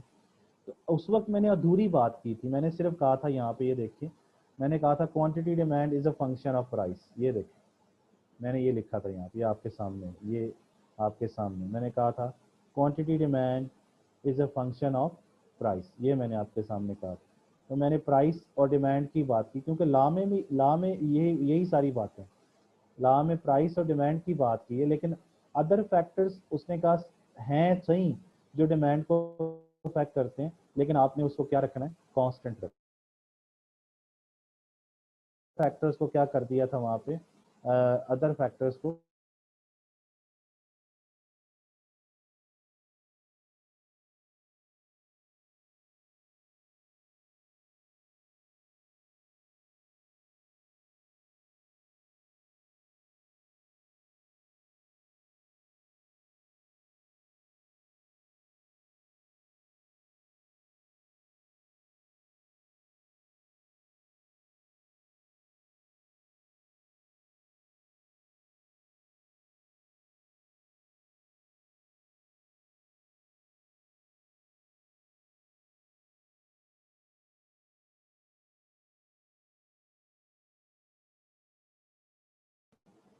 जी, अब मेरा ख्याल है कि थोड़ा डिस्टर्बेंस हुई थी, आपको मेरी बात समझ में आ रही? अच्छा, मैं आपको ये बता रहा था कि अदर फैक्टर्स भी मौजूद हैं इसके अंदर, जो कि क्या करते हैं, उसको इफ़ेक्ट करते हैं। अच्छा, अब ये देखिए यहाँ पे कि इनके ऊपर हम लगाते हैं बार। जैसे ये मैंने बार लगाई, ये बार लगाई। बार का मतलब है कि मैं इनको कांस्टेंट फर्ज कर रहा हूँ, ये इनके ऊपर भी सारे। तो मैंने अभी अजम्पशन की डेफिनेशन में आपको कहा था कि अजम्पशंस का मतलब है वो वेरिएबल जिनको हम कांस्टेंट फर्ज कर लेते हैं। अजम्पशन वो वेरिएबल्स हैं जिनको हम कांस्टेंट फर्ज कर लेते हैं। तो आपका क्या ख्याल है? इनकम वेरिएबल नहीं बदलती है ना? इनकम, टेस्ट बदलता है, वेदर बदलता है, फैशन बदलता है, नंबर ऑफ कंज्यूमर बदलते हैं, प्राइसेस ऑफ रिलेटेड गुड्स बदलती हैं, एडवर्टीजमेंट एक्सपेंडिचर्स बदलते रहते हैं। तो ये सारे ही वेरिएबल हैं। लेकिन इन वेरिएबल के ऊपर जब हम बार लगा देंगे, जैसे ये मैंने बार लगाई है, ये बार लगाएंगे, तो ये क्या बन जाएंगे? ये अजम्पशन बन जाएंगे। और अजम्पशन की डेफिनेशन अभी बताई थी कि अजम्पशन वो वेरिएबल्स हैं जिनको हम कांस्टेंट फर्ज कर लेते हैं। तो इसलिए आप, इसका मतलब ये हुआ कि लॉ ऑफ डिमांड ये कहता है कि हमें पता है कि ये फैक्टर्स भी मौजूद हैं जो कि डिमांड को अफेक्ट करते हैं, लेकिन इनका इफेक्ट हम देखना ही नहीं चाहते। हम इनको कांस्टेंट फर्ज करते हैं और सिर्फ प्राइस का डिमांड पे इफेक्ट देखते हैं। यही उसने बात की कि other factors remaining the same if price of the commodity, यानी इसका मतलब अदर फैक्टर्स वो मानता है कि हैं जो डिमांड को अफेक्ट करते हैं, लेकिन उनको वो कहता है कि मैं फर्ज कर लेता हूँ कि वो कांस्टेंट है। तो सिर्फ मैं क्या फिर देखता हूँ? मैं सिर्फ इम्पैक्ट देखता हूँ प्राइस का, किसके ऊपर? डिमांड के ऊपर। Other factors remaining the same, और वो क्या रिलेशनशिप है? वो नेगेटिव। यानी प्राइस बढ़ेगी तो डिमांड कम हो जाएगी, प्राइस कम होगी तो डिमांड क्या हो जाएगी? वो बढ़ जाएगी। क्लियर होगी बात आपको? तो ये अजम्पशन भी समझ आ गया आप लोगों को कि क्या क्या है उसके अंदर। तो इसका मतलब ये कि हम इसी चीज़ को इस तरह से भी लिख सकते हैं कि quantity demand is a function of price, और इधर क्या लिखें? Other factors, and other factors, और इसके ऊपर बार लगा दें। समझ आई बात? बार लगाने का मतलब ये है कि ये कांस्टेंट है, तो ये अदर फैक्टर्स बन गए सारे। क्लियर होगी बात? और अदर फैक्टर्स को हम क्या कहते हैं? सेट्रस पेरिबस कहते हैं। तो सेट्रस पेरिबस ये हो गया सारा, ये वाला सारा सेट्रस पेरिबस हो गया, ठीक है ना जी? तो सेट्रस पेरिबस ये हो गया, ये सारा सेट्रस पेरिबस है, ये सेट्रस पेरिबस, यानी other factors remaining the same. तो बाकी क्या बचा, प्राइस, प्राइस बची, और क्या बचा, प्राइस बची, और क्या बचा, ये प्राइस, सॉरी, ये प्राइस बची हमारे पास, और क्या बचा, और डिमांड बची। तो ये आपके पास डिमांड, तो प्राइस और डिमांड का रिलेशनशिप नेगेटिव है, लेकिन other factors remaining the same, assumptions कहते हैं इनको। और अजम्पशन का मतलब मैंने अभी आपको बताया कि जिसमें बाकी फैक्टर्स को हम क्या करते हैं, फ़र्ज़ करते हैं तो चेंज नहीं होती। यानी इन सब का मतलब ये है कि assumption means those variables which we hold constant, in uh, in order to prove any law। तो ये हर लॉ में होंगे, लेकिन हर लॉ में मुख्तलिफ होंगे, जाहिर सी बात है। तो आप कोई भी आगे लॉ ऑफ सप्लाई आएगा तो उसके भी शुरू में आपने एक लफ्ज़ लिखना है, यही वाला कि other things remaining the same, लेकिन उसके अदर थिंग्स क्या होंगे, डिफरेंट होंगे, फैक्टर्स उसके और होंगे। लेकिन उनको उससे ये पता चलता है कि ये एक चीज़ जो ये वाली चीज़ है, इसको क्या क्या फैक्टर इफेक्ट करते हैं, और लॉ किसको कंसिडर कर रहा है। लॉ जिसको कर रहा होगा वो उसको एक्सप्लेन कर देगा, जैसे यहाँ प्राइस को कर दिया इसने, और जिसको नहीं करेगा उसको कहेगा other factors remaining the same, तो वो उनका फैक्ट नहीं देखना चाहता।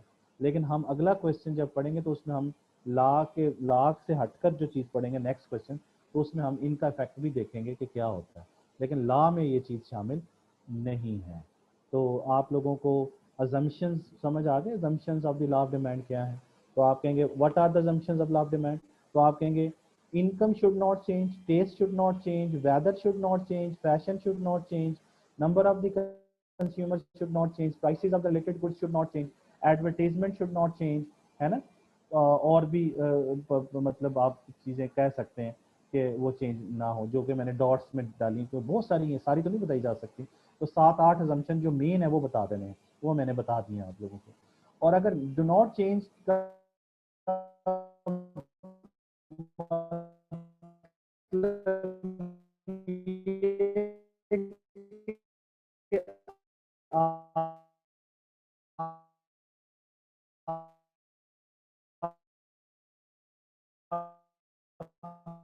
ये सारी चीज इसमें ले, और उसके बाद बाकी वही चीज बच गई कि प्राइस, फिर बाकी लेकिन आपने बाहर लगा के इनको कांस्टेंट कर लिया। अब जो और एक ये डी बचा, ये डिपेंडेंट वेरिएबल बन गया, वेरिएबल बचा है वो सिर्फ एक बचा है, बाकी ये सारे बन गए हैं अजम्पशंस या सेटरस पेरिबस या कंडीशंस बन गई हैं। ये अब चेंज नहीं होंगी, अब सिर्फ इसका इफेक्ट इस पे जाएगा, यानी प्राइस का इफेक्ट डिमांड पे जाएगा। तो ये है जी लॉ ऑफ डिमांड।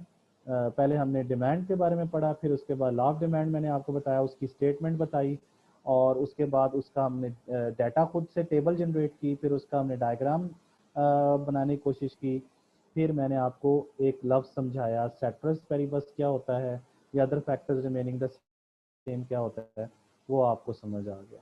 तो यहाँ तक इसको लेके चलें हम लोग। बाकी इंशाल्लाह ताला कल कल फिर हम मज़ीद इस पर बातचीत करेंगे। लॉ अभी कंप्लीट नहीं हुआ है, लॉ की कुछ चीज़ें अभी रहती हैं। लॉ की अभी हमने सिर्फ 3 चीज़ें पढ़ी हैं। एक लॉ की स्टेटमेंट, ये स्टेटमेंट है लॉ की, ये क्या है, ये स्टेटमेंट है। फिर लॉ का टेबल पढ़ा है, फिर लॉ का ग्राफ पढ़ा है, और लॉ के हमने अजम्पशंस पढ़े हैं। अजम्पशंस ये हैं जो मैंने अभी आपको बताए हैं, जिसको ये सर्कल किया हुआ मैंने ये वाले, इनको अदर फैक्टर्स भी कहते हैं, इनको अजम्पशंस भी कहते हैं, ठीक है ना। अजम्पशंस, और इनको सेटरस पेरिबस, ये assumptions of law of demand बन गए, ठीक है ना जी। इस तरह ये ceteris paribus of law of demand बन गया, समझ गए। या इसको conditions of law of demand बन गया, समझ गए। तो ये आपसे पूछें तो आप नहीं बताना, इनको अदर फैक्टर्स भी कहते हैं, ठीक है। अदर फैक्टर्स, या एक और आखिरी बात आपसे कर दूं, इनको एक और नाम भी देते हैं, इनको कहते हैं नॉन प्राइस फैक्टर्स। हालांकि इसमें भी प्राइस मौजूद है, लेकिन ये उस चीज़ की अपनी प्राइस नहीं है, इसलिए इसको नॉन प्राइस ही कहते हैं सब। तो नॉन प्राइस फैक्टर्स या इनको क्या कहते हैं, अदर फैक्टर्स। समझ गए बात? तो ये यहाँ तक हम इसको लेके चलते हैं, वाइंड अप करते हैं। Thank you very much. इंशाल्लाह ताला कल फिर दोबारा मुलाकात करेंगे और इसको आगे लेके चलेंगे। Thank you very much. अल्लाह हाफ़िज़।